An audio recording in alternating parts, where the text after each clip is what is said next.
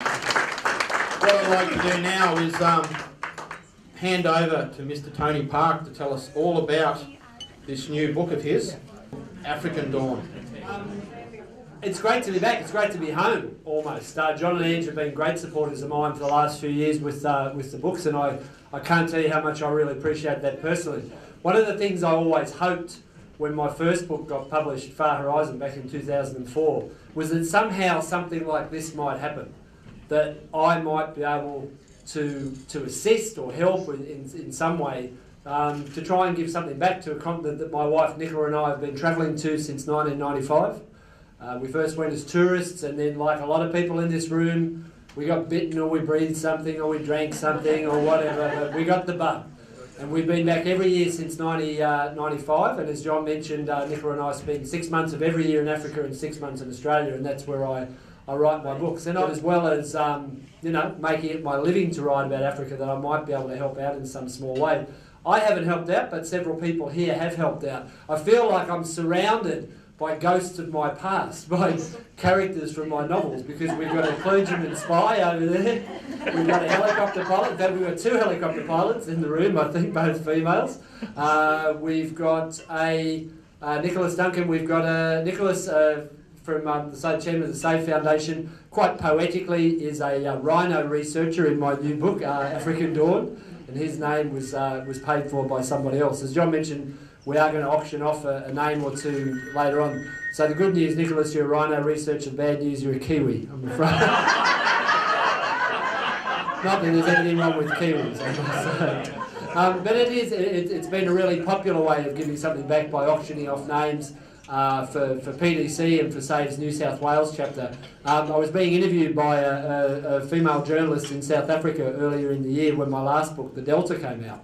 And The Delta features Sid Chipchase. And this journo, rather unnervingly, had read the book, because when I've been interviewed by journalists in Australia, they've rarely read the book, and they're great interviews, they're really easy. But when someone's actually read the book, it's a bit harder. And this journalist said to me, who's Sue Chipchase? And I said, well, Sue is Sid's wife, the guy in the book. And she says, yeah, I wonder about that because I've just seen her in a Bryce Courtney book.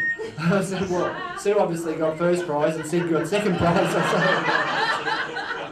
But I really do appreciate the fact that people have seized on this and used it as a way to raise money. I'd like to thank you all for coming here tonight, and as well as the people that I've met before and I've seen for the last few years. It's fantastic. There's a couple of my other readers here, Kelly and Audrey, who've come along, so I'm actually giving you a few more people as well too, which I'm really happy about. The new book, African Dawn, is all set in Zimbabwe, formerly known as Rhodesia, and it traces the tumultuous, quite tragic recent history of that country from 1959 through to the present. It takes in the Bush War, also known as the War of Liberation, which ended with Robert Mugabe taking power in Zimbabwe in 1980, and then looks at the period since then, when he went from being a darling of the West and the hero of the local people to a man who's presided over the downfall of his own country, which for no other reason, it seems to me, that for the purpose of lining his own pockets.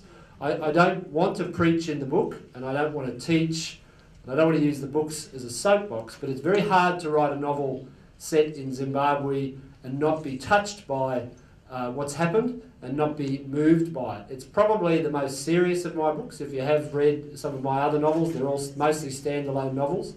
It's a sequel to an earlier one, African Sky, but it looks at the plight of Zimbabwe and Rhodesia through 3 families, 1 black African family and 2 white families, and a rhino.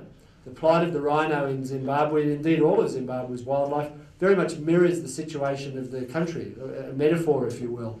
The wildlife is hanging on, but only just. Wildlife is hanging on only with the support of extremely dedicated people, both locally and abroad. The people that I meet in my travels in Africa are the rangers, the guys that go out, the Zimbabwe National Parks guys, who go out with a pair of raggedy shorts and a t-shirt and a pair of sandals with an AK-47 looking for poachers, who put their lives literally on the line, who've seen friends killed and have killed in the defence of wildlife. The researchers, people like Matt and other people that I've met, people like John and Ange and the work that they've done, who give up their time for no reward to dedicate their lives to conserving animals. In the course of writing the book, I also met and interviewed people who run rhino breeding programs in Zimbabwe, people who give up their land, their time and their lives to try and protect the species from extinction. Pretty heavy stuff. I'm a bit of a glass half full person, I must say, after 16 years in Africa. As much as I love the continent, it's incredible scenery, it's amazing wildlife and it's fascinating characters. The good that I see is sometimes overshadowed by the exposure that I've had to the continent's problems. I don't try and shy away from the problems in the book.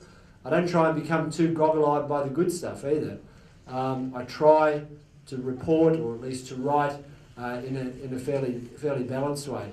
I think the amazing thing about the wildlife is it is endangered in so many instances, but the incredible thing is it is still there, and it's there because of people like yourselves, and it's there because of people locally who do sometimes put their lives on the line and do dedicate themselves to preserving species. Painted Dogs are, by the way, in the next book, which is written and coming out in October next year. But Nicola and I were driving through Wangi National Park about 10 years ago in our old Land Rover. We stuck our head out the window of the Land Rover and saw these three-toed tracks on the ground. And I thought, I think they might be rhino tracks, fancying myself as a bit of a bushman. We pulled over and got our little field guide to the African mammals out and checked it. Thought, yes, this is a rhino. It's something you don't see every day. As I drove down the road, I could see the tracks speared off to the right and onto a little game trail back into the bush. And I thought, oh no, we've come so close and we've missed it. And as I pulled abreast of this game trail, I looked up there, and there about 15 metres away was a fully grown black rhino, about 1.5 tons of it. It looked at us. Now this is an animal, of course, that has a reputation for being unpredictable, aggressive, quick to charge. But I thought, I'm safe, I'm in my truck. So I put its head down and it charged me. It came straight towards the Land Rover. Now I've got an old Series 3 Land Rover, very similar to the one that Sid donated to the conservation project in South Toowoomba. Mine's a diesel. It's got a top speed of 70 kilometres an hour. It goes from 0 to 70 in 30 minutes. Fortunately, I was on a downhill slope, so I rammed it into gear and took off. And I planted the accelerator and managed to coax it up to 40 k's an hour. And I looked in the rearview mirror, and there was the rhino, right on my tail and gaining fast. It was galloping after us, down the road from Musuma Dam down towards Mandavu.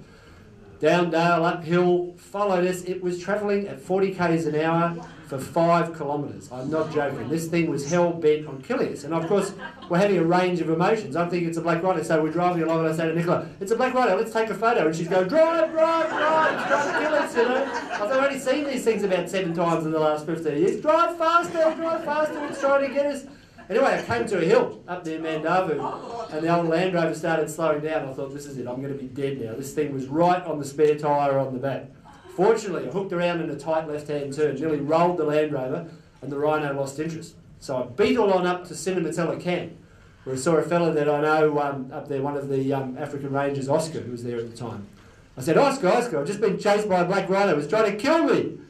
And he said, oh, that was Chiwori. I said, I didn't know it had a name. He says, no. I said, it's trying to get me. And he said, oh, it was hungry. And I said, well, to the best of my knowledge, they don't eat people. He said, no, let me explain. Chiwori, a little bit of a sad story. Chiwori was an orphan. Her mother had been killed by poachers, and she was from the Chiwori safari area originally. She'd been relocated from there to the Matusadona National Park, to Tashinga on the shores of Lake Kariba, where she and another number of other orphans had been raised to adulthood by National Parks rangers. And as Oscar explained to me, Chiwori would forever associate green Land Rovers with the National Parks food truck.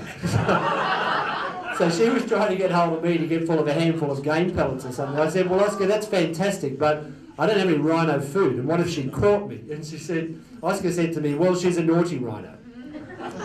And I said, clearly. And I said, why is she naughty? And he said, well, you know, what Chiwori was doing was that she was leaving the national park, and like about 3 million other Zimbabweans, she had a habit of walking to Botswana, which is about 40 kilometres away as the crow flew from where we were.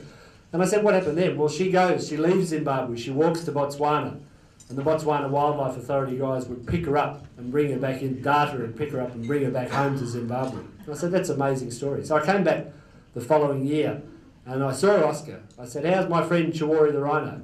And he said, she's gone. And I said, gone to Botswana? And he said, no, she's gone. We haven't seen her.